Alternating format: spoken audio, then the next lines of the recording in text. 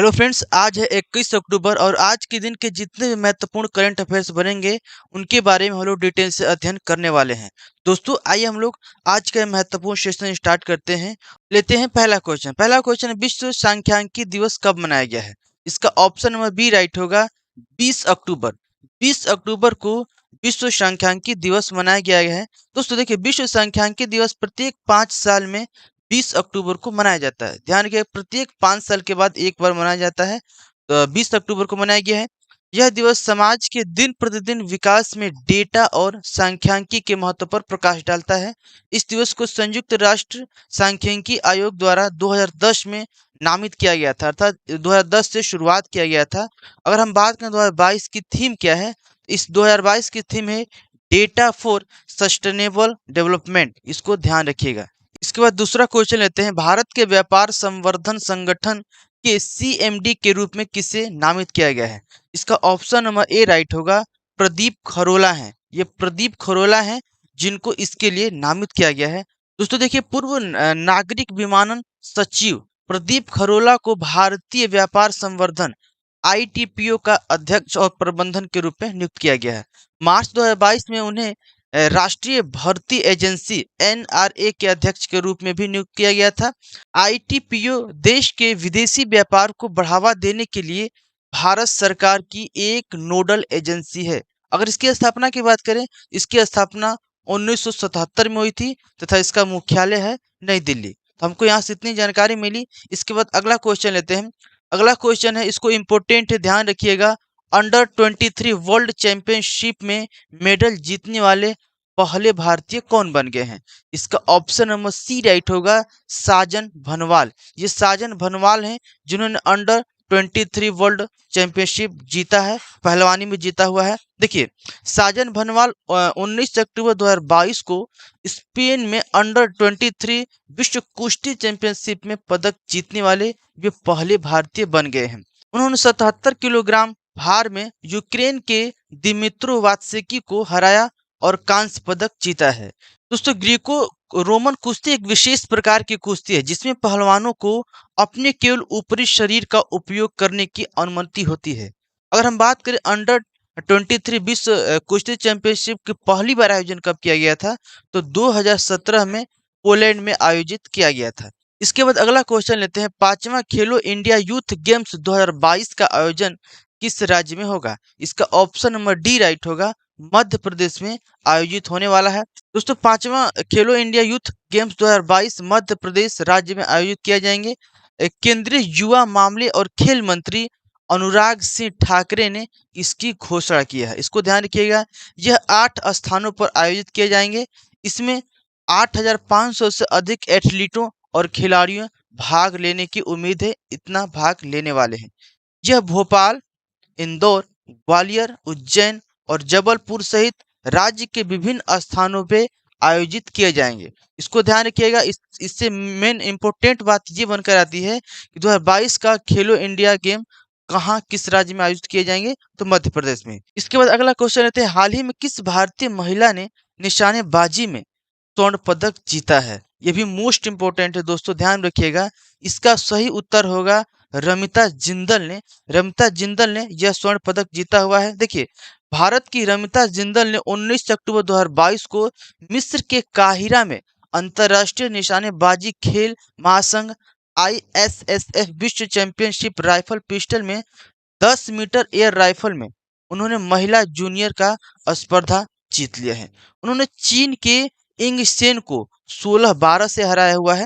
देखिए, तिलोत्तमा सेन ने इस स्पर्धा के रैंकिंग दौर में 261.0 अंक हासिल करके वे तीसरे स्थान पर रही। भारत के लिए यह कांस्य पदक इन्होंने जीता। तो हमको यहाँ से इतनी जानकारी मिलती है। इसके बाद नेक्स्ट लेते हैं, प्रधानमंत्री मोदी ने केवड़िया में मिशन लाइफ का अभियान शुरू किया। हम आपको पिछले कल वीडियो में आपको बताए थे दोस्तों कि इस मिशन में राष्ट्र महासचिव के एंटोनियो गुटेरेस भी भाग लेने वाले हैं। इन्होंने भी भाग लिया। देखिए, प्रधानमंत्री नरेंद्र मोदी ने 20 अक्टूबर 2022 को संयुक्त राष्ट्र महासचिव एंटोनियो गुटेरेस की उपस्थिति में गुजरात में स्थित स्टैच्यू ऑफ यूनिटी के परिसर में मिशन लाइफ का शुभारंभ किया है। उन्होंने केवड़िया में हेड ऑफ मिशन के सम्मेलन को भी भाग लिया तथा उन्होंने दक्षिण गुजरात के तापी जिले व्यारा में 1970 करोड़ रुपए की लागत वाली परियोजना का उद्घाटन भी किया, इसका आधारशिला भी रखा। यहाँ से ध्यान रखिएगा। इसके बाद नेक्स्ट लेते हैं, तमिलनाडु सरकार ने गिद्धों के संरक्षण के लिए किया पैनल का गठन। ये बहुत ही अच्छा प्रयास है, इंपॉर्टेंट, इसको ध्यान रखिएगा। जो गिद्ध है ना दोस्तों, ये हमारे देश से विलुप्त हो रहे हैं। इनको रेड डाटा बुक में भी शामिल किया जा चुका है, क्योंकि ये विलुप्त होते हुए प्राणियों में से इनका नाम आता है। देखिए, तमिलनाडु सरकार ने गिद्धों के संरक्षण के लिए एक राज्य स्तरीय समिति का गठन किया है।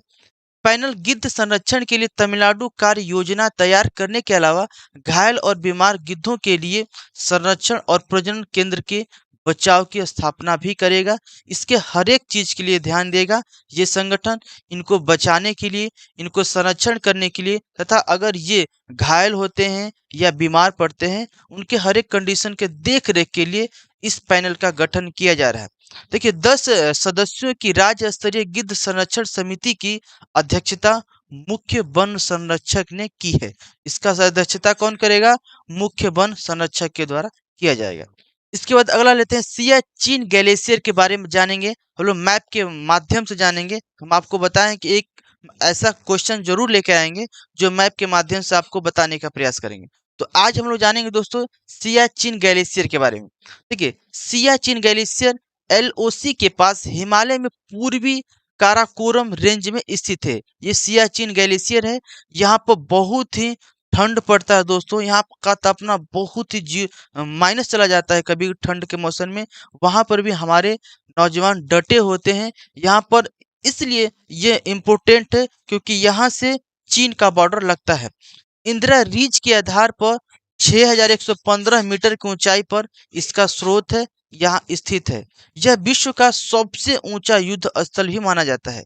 इसको भी ध्यान रखिएगा, विश्व का सबसे ऊंचा युद्ध स्थल के भी रूप में जाना जाता है। संपूर्ण सियाचिन ग्लेशियर सभी प्रमुख दर्रों के साथ वर्तमान में 1984 से भारत के प्रशासन के अधीन है और इसको ऑपरेशन मेघदूत के अंतर्गत शामिल किया गया है इसके संरक्षण के लिए, तथा इस पर जो भी भारतीय सेनाओं द्वारा गतिविधियां होती हैं इस पर विशेष तौर पर ध्यान दिया जाता है।